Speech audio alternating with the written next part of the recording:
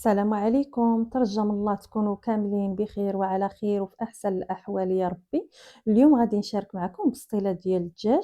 غنعطيكم السر كيفاش تحضروا ميني بسطيلة بدون لوز وبمذاق ما بين المالح والحلو بلا ما تغلب ديك الحلاوة على بنة الدجاج، وكتكون حشوة معلكة وورقة مقرمشة. نبداو على بركة الله. كناخدو معلقة صغيرة ديال البزار، معلقة كبيرة خرقوم، معلقة كبيرة سكينجبير، السمن، القرفة عواد، الملح، الزعفران حر.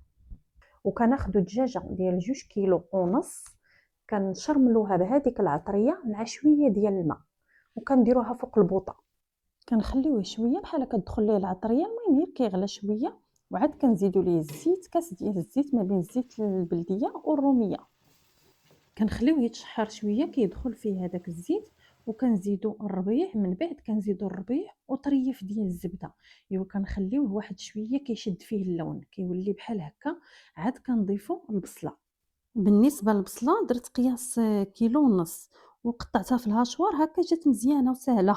صافي كنخليوه هنايا، كنبقاو ندخلو شويه البصله، كنحركو واحد شويه وكنخليوه حتى كيتلبى واحد شويه كيغلي، وكنضيفوا ليه شويه د الماء، ما تكثروش البنات الماء، وكنخليوه يطيب.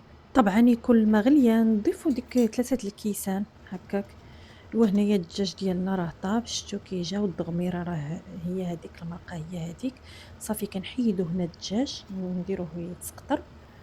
هاد المريقه الا بانت لكم كثيره كتخليوها تشرب شويه، كانت هي هذيك كتزيدوا لها 3 المعالق ديال العسل وواحد المعلقه صغيره ديال القرفه، وكتديوها وتجيبوها شويه فهمتي، المهم تكون ملبيه، وكتحيدوا منها واحد المغرفه صغيره.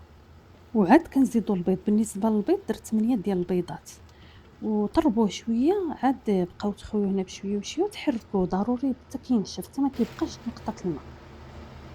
هنايا خليت الدجاج والبيض باتوا ليله كامله. عاد غنبدا نجمع البساطل. من الاحسن البنات شوفوا كي كيجي ناشف، حتى الدجاج كذلك كيجي ناشف. من الاحسن صيبتوها في الصباح حتى العشيه وجمعوا البسيطلات، صيبتوها بالليل حتى العشيه وجمعوا البسيطلات. وشوفوا حتى المرقه حتى هي كي كتجي عاقده، هذه راه كتجي هاد الطريقه هذه غزاله. عرفتي ديك المرقه ملي كنزيدوها للدجاج، ملي كنبداو نخلطوا الدجاج والبيض كتعطيها واحد التعليكه، واحد البنه يا سلام. نبداو دابا نجمعوا البسيطلات ديالنا. كناخذوا الورقه. بالنسبه للورقه استعملت كيلو الا ربع تقريبا.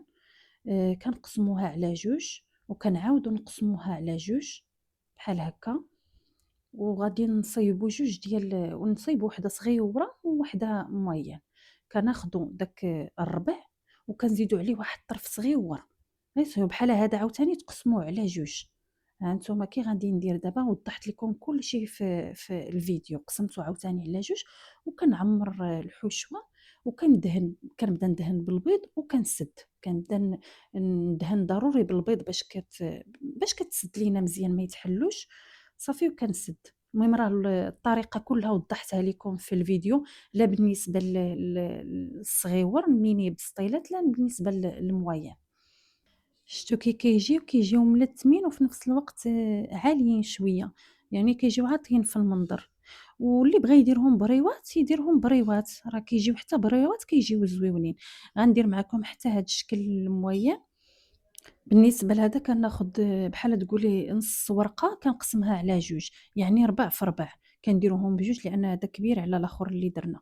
صافي وكنديروا نفس الطريقه، كنبقاو ندهنوا بالبيض كنديروا الحشوه وندهنوا بالبيض ونسدوا. سالينا دابا البسيطلات ديالنا في التعمار، شفتوا كي كيجيو ملتمين. خرجوا ليا شي 12 في 12 شي 24. اللي بغى يحتفظ بهم في الفريغو راه ديروا شي بواطه وديروا بيناتهم البابي ديال الزبده اولا سلوفان واحتفظوا بهم في الفريغو. غنطيب لكم هنا شي وحيدات تشوفوهم.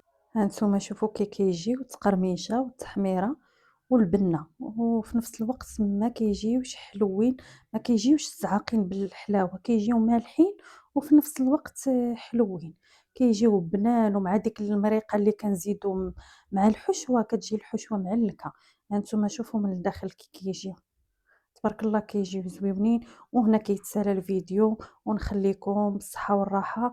وما تنسوش تدعموني بالاشتراك. الله يجازيكم بخير، ونتلاقاو في فيديو ماجي بحول الله وقوته. في امان الله.